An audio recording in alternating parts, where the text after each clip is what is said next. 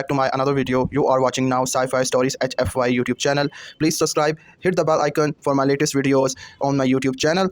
Like, share and subscribe. See you in the next video. Thank you. Bye. The Galactic Coalition training facility on Karath 4 had hosted soldiers from 47 species across 3 centuries. In that time, the instructors had broken recruits from species with 6 limbs, species with no limbs at all, species that breathed methane, and species that communicated exclusively through bioluminescent pulses. They had seen it all. Or so they believed, right up until the morning that Sergeant First Class Daria Okonkwo arrived with the first human integration cohort, Commander Velthris, a Sorin with iridescent scales along his neck and the patient, calculating eyes of someone who had watched 1,000 soldiers fail and find themselves again, stood at the observation deck above the main training floor. He watched the humans file in through the lower gate. 32 of them. Average height for their species, which placed them somewhere below the Sorin median. Soft-looking, he noted clinically. No exoskeleton. No redundant organs visible through imaging. 1 heart each. Fragile arterial structures. A skeletal framework made of calcium compound that fractured under significant pressure. He had read the biological briefings thoroughly. What the briefings had not fully communicated was the way Sergeant Okonkwo walked. She moved across the training floor like something that had decided, a long time ago, that the ground existed purely for her convenience. Her posture was unhurried but loaded, like a drawn cable. Her eyes swept the room in the way Velthris had only ever seen in combat veterans 3 or 4 times her age, and when her gaze passed over the observation deck and found his, she gave him a nod so small and composed it was almost insulting that he found himself straightening unconsciously. The integration program had been controversial. The Galactic Coalition had debated human membership for 11 standard years, and the primary opposition had always come from the military division. Not out of hostility, the dissenting commanders were careful to specify, but out of practical concern. Humans were physically unremarkable by coalition standards. They were fragile, short-lived, and prone to extreme emotional states that had no analog in more temperamentally stable species. Several psychological profiles had flagged their capacity for what the research labeled irrational persistence in the face of statistical improbability as a liability rather than an asset. The proposal that eventually passed had included a compromise, a joint training evaluation. Humans would complete the standard coalition physical assessment alongside coalition instructors, who would serve as the benchmark. It seemed straightforward. The instructors trained daily, were built for endurance and strength, and had decades of experience. The humans were new and untested. Day 1 began with the standard aerobic capacity evaluation, a 12-kilometer run at altitude-adjusted conditions mimicking coalition field deployments. Instructor Prelvaz, a Mycori with 4 lungs and legs built for efficient long-distance movement, set the pace. The Mycori were considered among the finest endurance runners in the coalition. Their muscle fiber composition was the envy of sports scientists across 6 systems. Prelvaz had never failed a run assessment in his 18-year career. At the 6-kilometer mark, he became aware that Sergeant Okonkwo was running beside him. Not ahead. Not struggling behind. Beside him, with the focused, rhythmic breath of someone who had not yet decided to push harder. "You are maintaining pace well," he said, partly as acknowledgement, partly because he had learned to observe carefully anything unexpected. "Thank you," she said. "I'm just warming up." He processed this for 3 full strides before concluding she was making a culturally specific joke. Humans did that. He had been briefed. He maintained his pace. At kilometer 9, Okonkwo increased her pace. Not dramatically, not in a way that announced itself.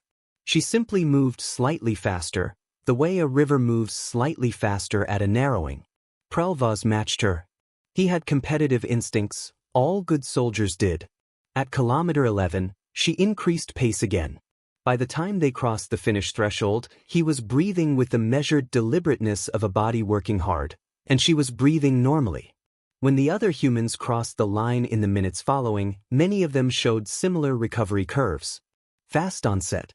Faster resolution. Their physiology seemed to recalibrate itself with unsettling efficiency. Prelvaz filed a report that evening noting that the human cardiovascular profile had been misrepresented in the briefing documents. Commander Velthris read the report twice. Day 2 introduced load-bearing assessments. The coalition standard involved carrying equipment packs equivalent to 40% of body weight across varied terrain for 4 hours. It was brutal by design. The Soren instructors, the Mycori, and the 2 Keth specialists all knew the burn. They completed it as they always did, through discipline and trained endurance. The humans completed it at 38 minutes under the standard time. When the assessment coordinator inquired about technique, Corporal James Iadil, a compact man with the kind of calm that read as either profound experience or profound disconnection, explained that they had organized themselves into a mutual support rotation that distributed fatigue load more evenly across the group. You redistributed the weight mid-course? Instructor Narith, a Keth whose species coordinated hunting through pheromone signals, asked. We passed gear between us on the harder inclines, Iadil said. Talked through it. Someone's always got more left in the tank. You balance it out. Narith spent the rest of the afternoon reviewing the footage. At no point had any individual human carried less than their standard load. What they had done was coordinate informally, without signals or visible communication protocols, to ensure the hardest inclines were taken by those who had recovered most. The coalition between them was constant, fluid, and entirely unrehearsed. Day 3 was the pain tolerance and injury continuation assessment. The coalition did not celebrate injury. It assessed, rationally and empirically, the capacity of soldiers to continue functioning under physical duress. All species had thresholds. The assessment mapped them. Private Tomas Reyes had fractured 2 metacarpal bones during the load-bearing exercise. The medical scan caught it that morning. Standard protocol called for immediate removal from assessment. Sergeant Okonkwo requested clarification on whether the protocol was mandatory or advisory.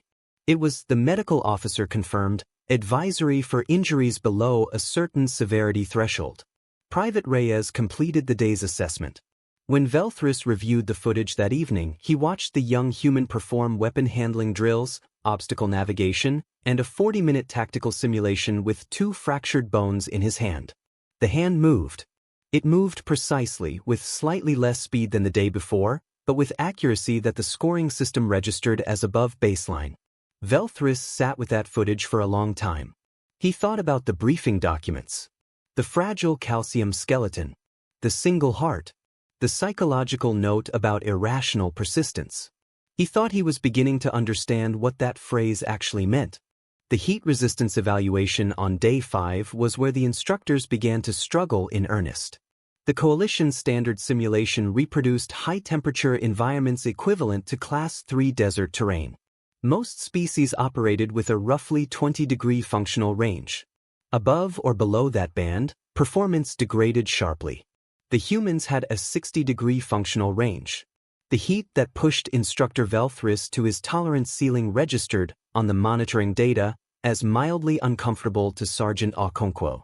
She completed the simulation while carrying on a quiet conversation with Corporal Iadil about something they called proper hydration discipline, which apparently involved calculations they performed internally without instruments. How do you know when you need water? The medical assessor asked afterward, genuinely puzzled. You get thirsty, Okonkwo said, as if this were obvious. You pay attention to it. And that is sufficient? She considered this for a moment. We evolved in environments like this. A long time ago. She paused. We remember it. In our bodies. The medical assessor added several pages to his notes. By the end of the second week, a quiet adjustment had settled over the training facility. It was not dramatic. Nobody made announcements.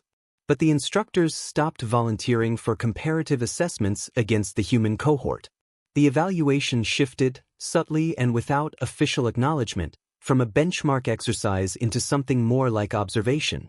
Velthris was honest enough with himself to name it as it was. They were studying the humans. Not out of alarm. Out of the specific, humbling curiosity of people who had encountered something they could not fully account for in their existing frameworks. On the final day, there was a tradition. The senior instructor ran the complete assessment course alongside the graduating cohort. It was a gesture of solidarity. Velthris had done it 41 times. He was proud of his record. He had never failed to complete the course alongside his fastest cohort. He ran alongside Sergeant Okonkwo. She let him set pace for the first 7 kilometers. He appreciated that, in the specific way you appreciate a gift you know you did not quite earn.